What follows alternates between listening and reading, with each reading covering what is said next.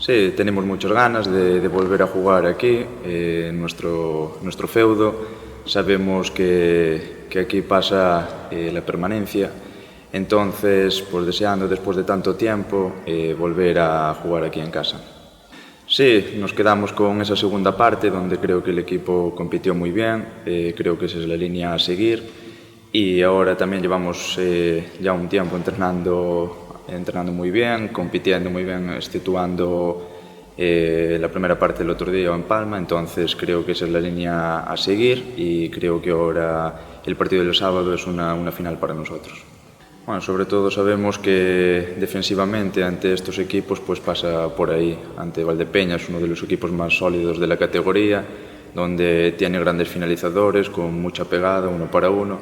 Entonces sabemos que defensivamente tenemos que estar muy bien preparados y después que las ocasiones que tengamos pues intentar finalizarlas de la mejor manera posible. Sabemos que no podremos contar con vosotros en Vistalegre, pero contamos con vuestro apoyo desde Burela FS TV.